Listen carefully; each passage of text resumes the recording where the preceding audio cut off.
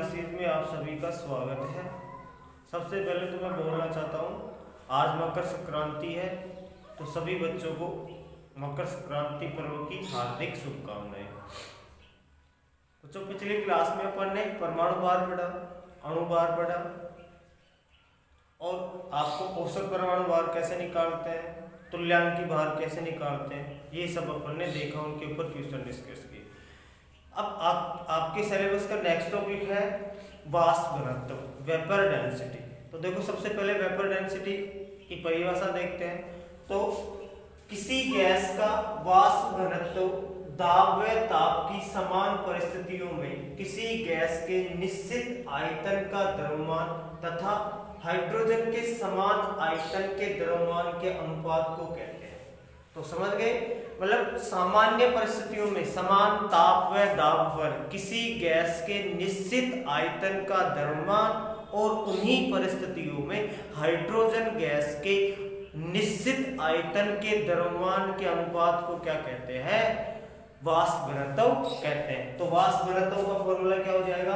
Vapour density equal to gas के निश्चित आयतन का द्रव्यमान बटे समान ताप व दाब पर हाइड्रोजन गैस के समान आयतन का द्रव्यमान। अर्थात ये मान सकते हो आप कि किसी गैस के निश्चित आयतन का द्रव्यमान अपॉन उन्हीं परिस्थितियों में हाइड्रोजन गैस के आयतन निश्चित आयतन का द्रव्यमान। कोई भी एनी गैस जिसके लिए आपको वेपर डेंसिटी निकालनी है, उसका निश्चित आयतन का द्रव्यमान अपॉन उन्हीं परिस्थितियों में अर्थात समान ताप व दाब पर हाइड्रोजन गैस के समान आयतन का द्रव्यमान क्या कहलाता है? आपका वाष्प घनत्व। आपके यहाँ पे डेफिनेशन नहीं आएगी, सिंपल ये याद रखना कि किसी गैस का निश्चित आयतन का द्रव्यमान अपॉन उन समान ताप दाब पर हाइड्रोजन गैस के निश्चित आयतन का द्रव्यमान, मतलब किसी गैस का द्रव्यमान अपॉन हाइड्रोजन गैस के निश्चित आयतन का द्रव्यमान। अब यहाँ पे एक फॉर्मूला काम में आता है, वो आपको क्या रहना चाहिए,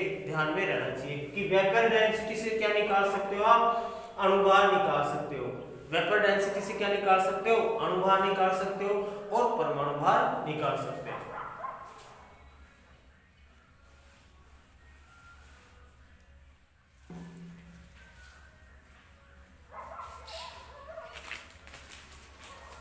तो देखो, अपन देखते हैं वो फॉर्मूला कौन सा है जिसके द्वारा आप क्या निकाल सकते हो?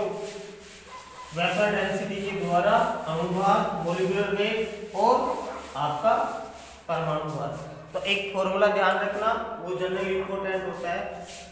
अणुभार इक्वल टू 2 इंटू वाष्प घनत्व।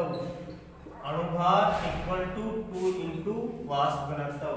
Molecular weight equal to 2 into vapour density.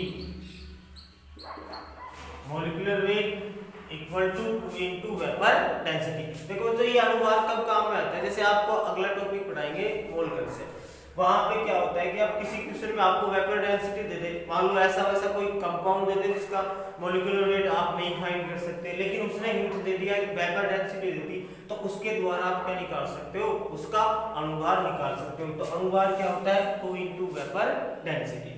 अब देखो, अगर मान लो कोई एकाणु गैस है, जैसे हीलियम होगी, नाइट्रोजन हो गया, हीलियम, आर्गन, क्रिप्टॉन, जिनोन, ये सारे एकाणु अर्थात जितनी भी अक्रिय गैस होती हैं, उनके लिए क्या हो जाएगा? परमाणु भार इक्वल टू 2 इंटू वाष्प घनत्व। 2 इंटू वाष्प घनत्व। परमाणु भार इक्वल टू 2 इंटू वाष्प घनत्व, या आप कह सकते हो atomic weight equal to 2 into vapour density. 2 equal to vapour density. ये किसके लिए है? एकाणु के लिए ना, जिनके एकाणु के लिए जिनमें क्या पाया जाता है, जैसे आपका हीलियम हो गया, नियोन, आर्गन, क्रिप्टॉन, ये सारी यूनिट गैस होती है, ये केवल मोनो एटॉमिक फॉर्म में रहती है। तो उनके लिए आपका परमाणु भार कैसे निकाल सकते हो आप? 2 इंटू वेपर डेंसिटी, जो केवल एक, जैसे हाइड्रोजन का अणु दे दे, हाइड्रोजन परमाणु दे दे और हाइड्रोजन परमाणु के लिए वेपर डेंसिटी दे दे, तो उसका परमाणु भार कैसे निकालोगे? एटॉमिक वेट 2 इंटू वाष्प घनत्व। तो आपको ये वाला फॉर्मूला ध्यान रखना है, ये आगे काम में आएगा आपके मोल कंसेप्ट में, कि आपका मोलिकुलर वेट क्या होता है 2 into वेपर डेंसिटी होता है। तो molecular weight 2 into vapour density, या आपको कोई एकाणु फॉर्म में दिया हुआ है तो उसके लिए क्या हो जाएगा परमाणु भार equal to 2 into vapour density. तो ये अपन ने पहला टॉपिक पढ़ लिया, कौन सा, वेपर डेंसिटी का। तो एक बार मैं दोबारा से डेफिनेशन बता रहा हूं कि समान ताप व दाब पर, समान ताप व दाब पर किसी गैस के निश्चित आयतन का द्रव्यमान तथा उन्हीं परिस्थितियों में आप कह सकते हो समान ताप व दाब पर हाइड्रोजन गैस के निश्चित आयतन के द्रव्यमान के अनुपात को क्या कहते हैं, वेपर डेंसिटी। या सामान्य भाषा में आप ये कह सकते हो कि किसी गैस के निश्चित आयतन का द्रव्यमान अपॉन हाइड्रोजन गैस के निश्चित आयतन का द्रव्यमान, वो क्या होता है, वेपर डेंसिटी। लेकिन आपको सबसे इंपॉर्टेंट क्या याद करना है कि वेपर डेंसिटी से आप क्या निकाल सकते हो, मोलिकुलर वेट निकाल सकते हो, अणु भार निकाल सकते हो, साथ में क्या निकाल सकते हो, आप परमाणु भार निकाल सकते हो। तो इस आधार पर कैसे निकाल सकते हो, 2 into वेपर डेंसिटी अणु भार, या 2 into वाष्प घनत्व, परमाणु भार भी ऐसे ही और अणु भार भी ऐसे। तो ये अणु भार तो अणुओं के लिए हो जाएगा, परमाणु भार किसके लिए हो जाएगा, मोनोएटॉमिक एटम के लिए हो जाएगा। तो ये आपका वेपर डेंसिटी खत्म हो गया। ये यहाँ से पर्सनली क्वेश्चन नहीं होता, लेकिन ये किसमें काम आता है आपके, अपन मोल कंसेप्ट पढ़ेंगे, वहां पे किसी अणु का क्या निकालना हो, अणु भार निकालना हो, तब काम में आता है। तो ये पहला टॉपिक हो गया। अब नेक्स्ट टॉपिक पढ़ेंगे अपन मोल कंसेप्ट।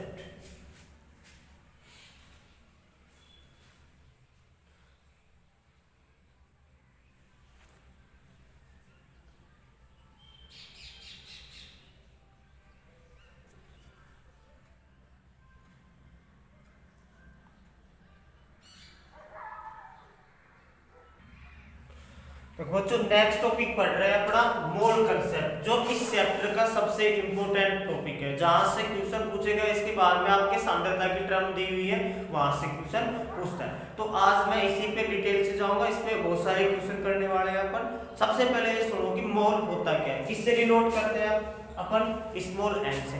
तो मोल के लिए क्या होती है परिभाषा, कार्बन 12 की, भाई कार्बन के कितने समस्थानिक होते हैं, आइसोटोप होते हैं 3, कार्बन 12, कार्बन 13 और कार्बन 14, कार्बन 12, कार्बन 13 और कार्बन 14। तो कार्बन 12 तो सामान्य अपन जो लकड़ी वगैरह जलाते हैं तो जो भी कार्बन देखते हो वो कार्बन 12 होता है। 13 कार्बन 14 क्या होता है, रेडियोएक्टिव होता है, जो न के बराबर होता है। कार्बन 13 का यूज किस में करते हो आप, जैसे अपने न्यूक्लियर रिएक्टर वगैरह में इनके लिए करते हैं। तो कार्बन 12 के 12 ग्राम में जितने परमाणु होते हैं, उन परमाणुओं की संख्या के बराबर किसी पदार्थ में परमाणु हो, वो क्या कहलाता है, उसका 1 मोल कहलाता है। तो अपन डेफिनेशन लिखते हैं, पदार्थ की वह मात्रा, और मोल किसकी मात्रा है भाई, पदार्थ की मात्रा को किससे प्रदर्शित करते हैं, पदार्थ की मात्रा का मात्रक क्या होता है, मोल। क्या होता है, ये ध्यान रखना भाई, पदार्थ की मात्रा का मात्रक क्या होता है, मोल होता है। तो डेफिनेशन क्या हो जाएगी, पदार्थ की वह मात्रा जिसमें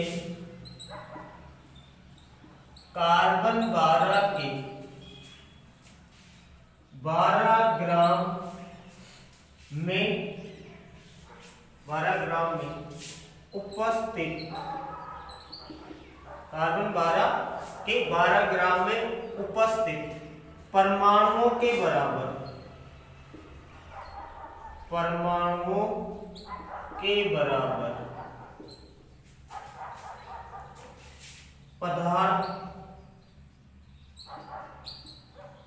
के कण, परमाणु के बराबर पदार्थ के कण उपस्थित होते हैं। पदार्थ का 1 मोल कहलाता है, पदार्थ का 1 मोल कहलाता है। अर्थात पदार्थ की वह मात्रा जिसमें कार्बन 12 के 12 ग्राम में उपस्थित परमाणुओं के बराबर पदार्थ के कण उपस्थित होते हैं। किसके बराबर होंगे भाई, कार्बन 12 के 12 ग्राम के बराबर क्या होंगे, पदार्थ के कण उपस्थित होंगे, वो क्या कहलाएगा, पदार्थ का 1 मोल। देखो पहले परमाणु भार, अणु भार ये आपको बता दिया, पहले हाइड्रोजन को रेफरेंस के रूप में लिया गया था कि हाइड्रोजन से कितना गुना भारी है वो उसका एटॉमिक वेट। उसके बाद में फिर कौन आ गया, ऑक्सीजन, कि ऑक्सीजन के 1/16 भाग से कौन कितना भारी है। और उसके बाद में 1962 में IUPAC की क्या हुई, कॉन्फ्रेंस हुई, सम्मेलन हुआ, उसमें किसको माना गया, कार्बन 12 को लिया गया। तो कार्बन 12 के 12 ग्राम में उपस्थित परमाणुओं के बराबर किसी पदार्थ में कण होते हैं या परमाणु होते हैं, वो क्या कहलाता है, उसका 1 मोल कहलाता है। अब सबसे इंपॉर्टेंट बात यह है कि 1 मोल में कण कितने होते हैं। तो 1 मोल में, ये इंपॉर्टेंट है भाई, 1 मोल में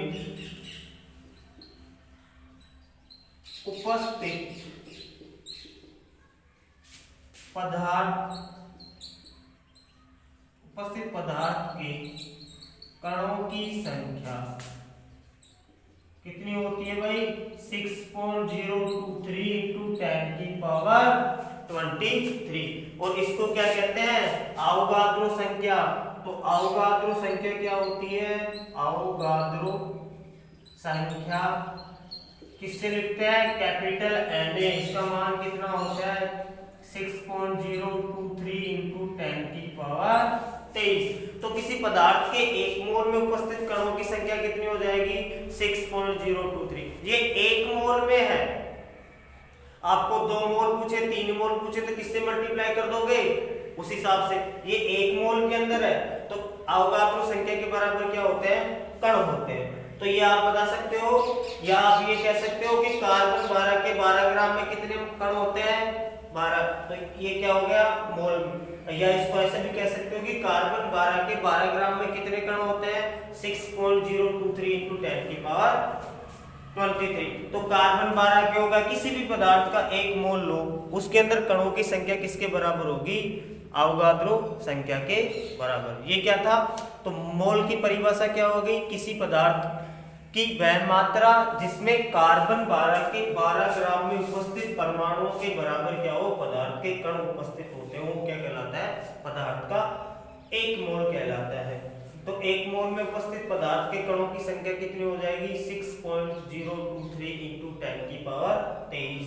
और इसको क्या कहते हैं, अवोगाद्रो संख्या। या आप इसे कह सकते हो कि कार्बन 12 के 12 ग्राम में उपस्थित कणों की संख्या कितनी होती है, 6.023 × 10⁻23। और इसी को क्या कहते हैं अपन, मोल कहते हैं। तो ये क्या होगी, मोल की परिभाषा। तो परिभाषा से काम नहीं चलेगा कि कल आप मोल कैसे निकालते हो, वो फॉर्मूले देखेंगे।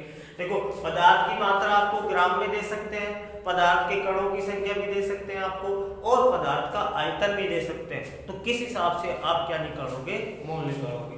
तो अपन चलते हैं मोल के फॉर्मूले पे। तो ये तो क्या थी परिभाषा की, कार्बन 12 के 12 ग्राम में जितने कण होते हैं उसकी संख्या के बराबर किसी में कण है तो वो क्या कहलाएगा, मोल। और 1 मोल में कितने कण होते हैं, 6.023 × 10⁻23। और इसको क्या कहते हैं, अवोगाद्रो संख्या कहते हैं। पदार्थ की मात्रा को किससे लिखते हैं अपन, मोल से लिखते हैं। तो ये हो गया आपका मोल। एक पॉइंट और लिख सकते हो आप यहाँ पे कि कार्बन 12 के 12 ग्राम में, कार्बन 12 के 12 ग्राम में उपस्थित कणों की संख्या कितनी होती है भाई, Na, या आप कह सकते हो 6.023 × 10⁻23 कण। तो कार्बन 12 के 12 ग्राम में कणों की संख्या कितनी होती है, अवोगाद्रो संख्या के बराबर। अब बात करते हैं अपन मोल, मोल के बारे में बात करते हैं। तो देखो, पहला फॉर्मूला, यदि पदार्थ की क्या दे दे आपको, भार दे दे, मात्रा दे दे, तो कैसे निकालोगे। तो मोल बराबर क्या हो जाएगा, मोल या स्मॉल एन से डिनोट करते हैं पदार्थ, ग्राम में पदार्थ का भार, ग्राम में पदार्थ का भार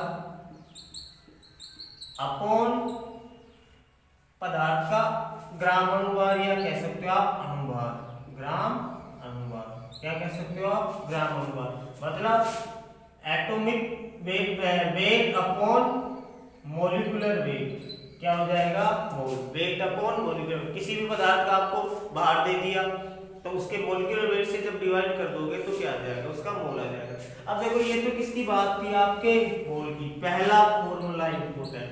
अब देखो, आपसे ये पूछ सकता है क्वेश्चन में, वो मोल दे दे और आपसे पूछ ले कि पदार्थ का भार कितना होगा, तो देखो यहाँ पे पदार्थ का ग्राम में भार क्या हो जाएगा, पदार्थ का ग्राम में भार बराबर कितना हो जाएगा, ये मोल से कौन मल्टीप्लाई हो जाएगा, मोल इंटू ग्राम अनुभार, क्या हो जाएगा, मोल इंटू ग्राम अनुभार। दूसरा इंपॉर्टेंट फॉर्मूला, यदि आपको पदार्थ के मोल दे दे और पदार्थ की मात्रा पूछे तो क्या निकालोगे, उसके मोल से उसके अणुभार को क्या कर दोगे, मल्टीप्लाई कर दोगे, तो क्या आ जाएगा आपका पदार्थ का भार आ जाएगा। तो पहला फॉर्मूला कौन सा होता है, यदि आपको पदार्थ का वेट दे दे और उसके बाद में क्या पूछे, उसका मोल निकलवाए, तो कैसे निकालोगे आप कि ग्राम में पदार्थ का भार अपॉन ग्राम अणुभार बराबर क्या हो जाएगा, वेट अपॉन मोलिकुलर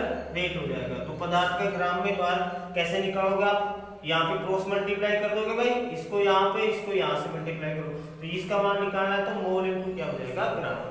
तो पहला वेट अपॉन मोलिकुलर वेट, पहला फॉर्मूला। ये तो क्या था, जब आपको पदार्थ का क्या दे, भार दे। अब बात करते हैं पदार्थ का क्या दे दे, आयतन दे दे। तो पदार्थ का क्या दे आपको, आयतन दे, तो सेकंड फॉर्मूला मैं बता रहा हूं।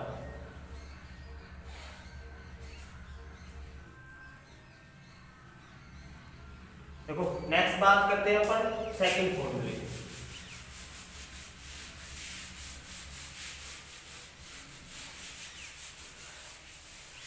सेकंड, फर्स्ट अपन ने पढ़ लिया weight upon molecular weight. Second, यदि आपको क्या दे, यदि पदार्थ का आयतन दिया हुआ हो, यदि पदार्थ का आयतन दिया हुआ हो, तो मोल कैसे निकालोगे आप, मोल बराबर क्या हो जाएगा, पदार्थ का आयतन, पदार्थ का आयतन, इसमें किस पर, सामान्य ताप व दाब पर, सामान्य ताप व दाब पर पदार्थ का आयतन किसमें हो, लीटर में। तो क्या होगा, इसके अंदर किसका भाग हो गया, 22.4 का। तो देखो एक चीज नोट डाल के लिख लेना, क्या कि एनटीपी नॉर्मल टेम्परेचर प्रेशर पर एक मोल का आयतन कितना माना गया है, एनटीपी पर कितना माना गया है, 22.4 लीटर, कितना माना गया है, 22.4। ये ध्यान रख लेना भाई, एनटीपी पर कितना माना गया है, 22.4। और एसटीपी पर कितना माना जाता है, स्टैंडर्ड टेम्परेचर और प्रेशर पर 22.6 माना जाता है, कितना माना जाता है, 22.6 माना। तो 22.4 किस पर माना जाता है, आपके नॉर्मल टेम्परेचर और प्रेशर पर। यदि नॉर्मल टेम्परेचर और प्रेशर पर पदार्थ का आयतन किसमें दिया हुआ है, लीटर में, तो कैसे निकालोगे, पदार्थ का आयतन अपॉन 22.4, ये किसमें होता है भाई, लीटर के अंदर। यदि आपको क्या निकालना है, पदार्थ का आयतन किसमें दे दिया, मिलीलीटर में, तो 1 लीटर बराबर कितना होता है, 1000 मिलीलीटर होता है। तो 1 लीटर बराबर कितना होता है, 1000 मिलीलीटर होता है। तो 22.4 लीटर बराबर कितना हो जाएगा, 1000 से मल्टीप्लाई करोगे तो 22,400 मिलीलीटर हो जाएगा, क्योंकि 1 लीटर बराबर कितना होता है, 1000 लीटर। तो इसका दूसरा फॉर्मूला क्या आ जाएगा, मिलीलीटर में मोल बराबर क्या हो जाएगा, पदार्थ का आयतन किसमें, मिलीलीटर में, और नीचे क्या करोगे आप, 22,400 ml से क्या करोगे, डिवाइड करोगे। तो मोल का आयतन के फॉर्म में यदि लीटर में दिया हो तो 22.4 का भाग दोगे 20.4 का, और यदि आयतन किसमें दिया हुआ है, आपका वॉल्यूम इसमें दिया हुआ है ml में, तो किससे डिवाइड करोगे आप, 22,400 ml से क्या करोगे, डिवाइड करोगे। तो ये क्या था, जब पदार्थ का आयतन। अब उसी तरह से यहाँ पे आपको मोल दे दे और पदार्थ का आयतन पूछे तो क्या कर दोगे भाई, मोल से 22.4 को क्या कर दोगे, मल्टीप्लाई करोगे, किसके लिए, लीटर के लिए, और उसके लिए क्या हो जाएगा। तो दूसरा फॉर्मूला क्या आ गया, यदि पदार्थ का आपको वॉल्यूम गिवन है तो कैसे निकालोगे आप, 22.4 से, क्योंकि एनटीपी पर 1 मोल का आयतन कितना होता है, एक एनटीपी पर 1 मोल का वॉल्यूम कितना होता है, 22.4। तो मोल क्या हो जाएगा, 22.4। अभी मिलीलीटर में निकालना है तो 1 लीटर में 1000 मिलीलीटर, तो 22.4 लीटर बराबर कितना हो जाएगा, 22,400 मिलीलीटर हो जाएगा। तो ये किसकी बात थी, जब आपको वॉल्यूम, अगर मान लो आपको मोल दे दे और पदार्थ का क्या पूछ ले, वॉल्यूम पूछ ले, तो कैसे करोगे। तो ये क्या था, जब आयतन गिवन हो तो मोल कैसे निकालते हैं। तो ये भाई फॉर्मूले याद करना। दूसरा फॉर्मूला इंपॉर्टेंट,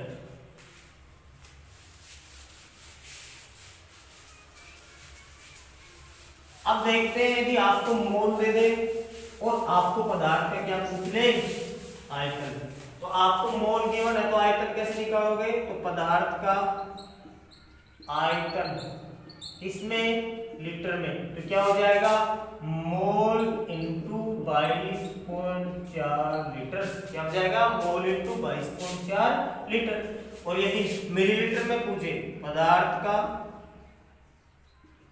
आयतन इसमें मिलीलीटर में, तो क्या करोगे भाई, मोल इंटू 22,400 ml, क्या हो जाएगा, मोल इंटू 22,400 ml हो जाएगा। तो ये क्या हो जाएगा, मिलीलीटर में। तो देखो मोल के लिए क्या निकाला था अपन ने, पदार्थ का आयतन बटे 22.4 या 22,400 ml, और पदार्थ का आयतन निकालना हो तो उसको क्या कर दोगे, क्रॉस मल्टीप्लाई, मोल इंटू 22.4, और पदार्थ का आयतन क्या हो जाएगा, मोल इंटू 22,400 मिलीलीटर। तो ये क्या था, सेकंड फॉर्मूला, जब आपको क्या हो, पदार्थ का आयतन दिया हो और मोल निकालो। पहला क्या था, पदार्थ का भार दिया हो तो क्या निकाल रहे थे आप, मोल। दूसरा, जब आयतन दिया हो तो क्या निकाल रहे थे, मोल। थर्ड फॉर्मूला पढ़ते हैं, इंपोर्टेंट,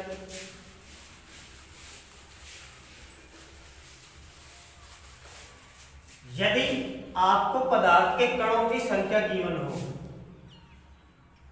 यदि पदार्थ के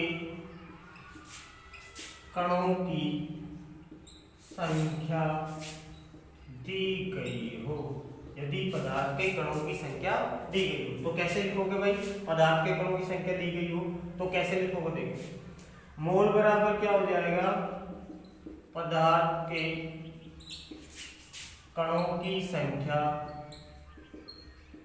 पदार्थ के कणों की संख्या डिवाइड 6.023 इंटू 10 की पावर 23, अर्थात अवगाद्रो संख्या से जब आप डिवाइड कर दोगे तो 6 इंटू 023 इंटू 10 की पावर 23 को अपन कहते हैं अवगाद्रो संख्या। और इसको कैसे लिख सकते हैं, पदार्थ के कणों की संख्या अपॉन n। तो ये क्या हो जाएगा, मोल। जब आपको क्या दे दे, पदार्थ के कणों की संख्या दे दे और मोल पूछे तो उसको किससे मल्टीप्लाई कर दोगे, डिवाइड कर दोगे 6.023 इंटू 10 की पावर 23 को। तीन फॉर्मूले बताए। अगर यहाँ से आपके पदार्थ के कणों की संख्या पूछ ले तो क्या करते हो, क्या करोगे आप, मोल को किससे मल्टीप्लाई करोगे, 6.023 इंटू 10 की पावर 23। यदि आपसे पूछे पदार्थ के कणों की संख्या, क्या पूछे, पदार्थ के कणों की संख्या, तो क्या करोगे, 6.023 इंटू 10 की पावर 23 इंटू मोल। अरे थोड़ी देर पहले जब परिभाषा लिखी थी तो अपन ने यही तो पढ़ा था कि एक मोल में कितने कण होते हैं, 6.023 इंटू 10 की पावर 23। और आपको पूछे कोई पदार्थ के मोल देके तो उससे मल्टीप्लाई कर देना भाई। 2 मोल में कितना हो जाएगा, 2 से मल्टीप्लाई, 3 मोल में 3 से मल्टीप्लाई और 4 मोल में 4 से मल्टीप्लाई। तो मोल 3 फॉर्मूले बता दिया आपको। यदि भार दिया हो तो किससे डिवाइड करोगे, मोलिकुलर वेट से, अणुभार से। यदि आयतन दिया हो तो 22.4 से लीटर में और 22,400 से किसमें करोगे आप, मिलीलीटर में।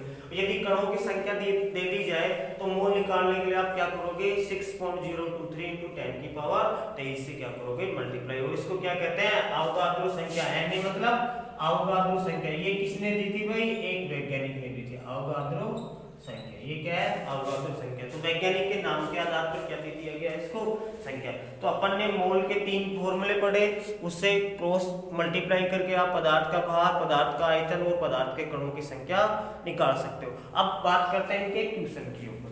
तो यहाँ से आपसे पता है कैसे क्वेश्चन कर सकते हैं। आपसे पूछ सकते हैं 4 ऑप्शन देके कि पदार्थ के किसमें सबसे अधिक कणों की संख्या पाई जाएगी, या डायरेक्ट आपसे मोल फाउंड करा सकते हैं। तो अपन कुछ क्वेश्चन करते हैं इसके ऊपर, सभी बेस के ऊपर। सबसे इंपॉर्टेंट पोर्शन है ये मोल कंसेप्ट इस चैप्टर का, जहां से आपको पक्का ये क्वेश्चन मिलेगा। तो मैं एक बार दोबारा से क्विक रिवाइज कर रहा हूँ, तीनों फॉर्मूलों को एक साथ लिख रहा हूँ, फिर अपन इनके ऊपर क्वेश्चन करेंगे।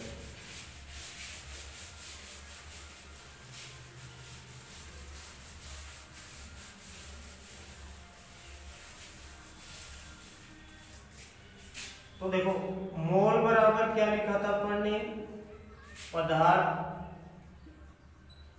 का भार इसमें ग्राम में बटे अणुभार, या पदार्थ का आयतन इसमें लीटर में हो तो किससे मल्टीप्लाई करोगे आप, 22.4 से डिवाइड करोगे, या पदार्थ का आयतन किसमें दिया हुआ आपको, ml में दिया हो तो किससे डिवाइड करोगे, 22,400 से। या आप ऐसे भी कह सकते हो, यदि पदार्थ के कणों की संख्या दी, पदार्थ के कणों की संख्या दे दे तो क्या करोगे आप, 6.023 × 10⁻23 से क्या करोगे, से डिवाइड। तो ये तीन फॉर्मूले अपन ने पढ़े थे, वेरी वेरी इंपॉर्टेंट।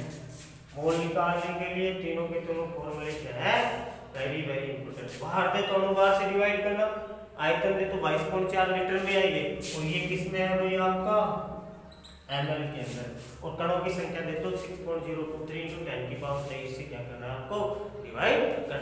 तो ये बात होगी मोल की। अब अपन ने उल्टा भी पढ़ा था, पदार्थ का भार निकालना हो तो ये क्या हो जाएगा, इधर मल्टीप्लाई हो जाएगा, ये हो जाएगा 22.4 से, आयतन निकालना हो तो 22.4 से मल्टीप्लाई कर देना, और कणों की संख्या निकालनी हो तो 6.0।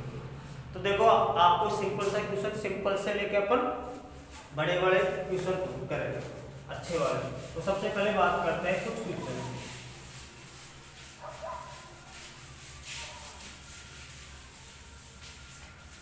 तो देखो अपन बात करते हैं किसकी, कुछ क्वेश्चन की। क्वेश्चन नंबर फर्स्ट, आपको कह रहा है कि 36 ग्राम वाटर के अंदर, जल के अंदर मोल कैलकुलेट कीजिए। तो क्वेश्चन क्या हो जाएगा, calculate the mole in 36 gram water. 36 gram, 36 gram water के अंदर आपको क्या करना है, मोल कैलकुलेट करना है। तो सबसे पहले आपको देखो क्या दे रखा है, इसका वेट दे रखा है। तो H2O का सॉल्यूशन, H2O का मोलिकुलर वेट क्या हो जाएगा, MW ऑफ H2O, ये क्या हो जाएगा, 2 + 16, एक हाइड्रोजन होगा 1, तो 2 का 2 + 16 कितना हो जाएगा, 18। और मोल बराबर पर जानते हैं, मोल बराबर क्या होता है, वेट अपॉन मोलिकुलर वेट। तो देखो वेट कितना दे रखा है, 36, और मोलिकुलर वेट कितना आ गया, 18, तो मोल कितना हो जाएगा, तो मोल बराबर कितना आ गया आपके, 2 आ गया। आपको वेट दे दे और आपसे क्या पूछे, नंबर ऑफ मोल पूछे, तो आप इस तरह से क्या करोगे, कैलकुलेट करोगे। तो सिंपल वाला पहला क्वेश्चन कि आपको वेट देके क्या पूछ सकता है, मोलिकुलर वेट पूछ सकता है। अब आपसे पूछ ले कि इसका वॉल्यूम दे दे आपको, और फिर क्या पूछे, मोल पूछे। तो सेकंड क्वेश्चन वॉल्यूम को करते हैं, पहले इजी वाले क्वेश्चन करेंगे तीनों पे, फिर अच्छे वाले क्वेश्चन करेंगे।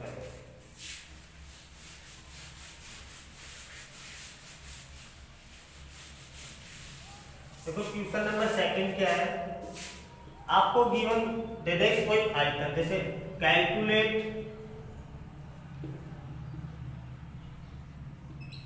The mole in 44.8 litre CO2। आपको क्या कह रहा है कि 44.8 लीटर CO2 में क्या कैलकुलेट करो, मोल करो। तो यहाँ पे आपको क्या दिया हुआ है, वॉल्यूम। तो मोल का फॉर्मूला लगाओ, किसमें है, लीटर में। तो मोल बराबर क्या हो जाएगा, वॉल्यूम किसमें, लीटर में, अपॉन 22.4। तो कितना दिया हुआ आपका, 44.8, और ये कितना है वॉल्यूम, 22.4। तो ये कितना हो जाएगा भाई, लगभग डबल हो जाएगा 2। तो यहाँ पे मोल कितने आ गए आपके, 2 आ गए। तो इस तरह से आपको वॉल्यूम दे दे किसमें, लीटर में। यदि लीटर की जगह मैं ये कह दूं, ये किसमें दे, मिलीलीटर में दे दे, जैसे 44,800 क्या दे दे, मिलीलीटर दे दे, तो आप कैसे करोगे इसको डिवाइड, वॉल्यूम अपॉन 22,400 से, तो क्या हो जाएगा 44,800 अपॉन 22,400, तो ये भी कितना आ जाएगा, वही 2 आ जाएगा। यदि मिलीलीटर में दे तो किससे डिवाइड करोगे आप, 22,400 से, और यदि लीटर में दे तो किससे मल्टीप्लाई करोगे, डिवाइड करोगे आप 22.4 से। तो इस तरह से पहला क्वेश्चन किया आपने, वेट दे दे तो मोल कैसे निकालोगे आप, ये सेकंड हो गया, वेट दे दे तो उसके मोलिकुलर वेट से अनुपात से क्या कर देना, डिवाइड कर देना, और यदि वॉल्यूम दे तो आप किससे डिवाइड करोगे, 22.4 से, किसमें, लीटर में, और मिलीलीटर में दे तो किससे डिवाइड करोगे आप, 22,400। तो 2 टाइप के क्वेश्चन हो गए। अब अपन देख लेते हैं किसका तीसरे टाइप का क्वेश्चन, यदि आपको क्या दे, कणों की संख्या दे और फिर क्या पूछे आपसे, मोल कैलकुलेट करवाए। तो ये क्या था, सेकंड क्वेश्चन। थर्ड क्वेश्चन देखो,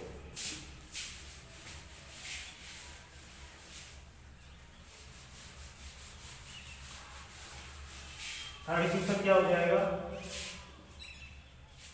calculate the mole in 20 point something है कुछ 58 इंटू 10 की पावर 23 मॉलिक्यूल। आपको क्या दे रखा है, मॉलिक्यूल की संख्या दे रखी है 24.58 इंटू 10 की पावर 23। तो मोल कैसे निकालोगे, मोल बराबर क्या हो जाएगा आपका, पदार्थ के कणों की संख्या, या लिख सकते हो number of atom upon Na, या आप किससे डिवाइड कर सकते हो, 6.023 इंटू 10 की पावर 23 से। तो देखो कितना दिया हुआ है, ये 10 की पावर 23, नीचे किससे डिवाइड करोगे, 6.023 इंटू 10 की पावर 23। तो लगभग अपन मान सकते हैं 4 बार गया, 10 की पावर 23 से 23 कट गया, तो ये कितना आ जाएगा आपका, मोल 4 आ जाएगा। तो आपसे यदि वेट दे तो मोलिकुलर वेट का भाग देना है, वॉल्यूम दे तो किसका भाग दोगे, 22.4 का या 22,400 का, या आपको यदि कणों की संख्या दे दे तो क्या करोगे आप, अवगाद्रो संख्या से आप कह सकते हो 6.023 इंटू 10 की पावर 23 से क्या करोगे, डिवाइड करोगे। तो ये बच्चों आपको मैंने बहुत ही इजी वाले क्वेश्चन बताए हैं आज। कल अगले वीडियो में, कल की क्लास में मैं बहुत अच्छे आपको मोल देके आपसे क्वेश्चन करूंगा, जैसे आपके एग्जाम में पूछते हैं कि कणों की संख्या कैसे निकालते हैं, या किस में कणों की संख्या ज्यादा है या किसके मोल ज्यादा है, इस टाइप के क्वेश्चन कुछ अच्छे क्वेश्चन करेंगे, क्योंकि यहाँ से पक्का आपको एक क्वेश्चन मिलने वाला है। तो आज की क्लास यहीं तक। मकर संक्रांति की फिर से क्या हार्दिक शुभकामनाएं आप सभी बच्चों को।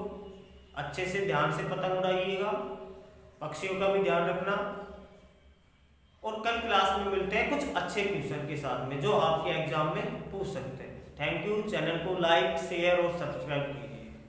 Thank you.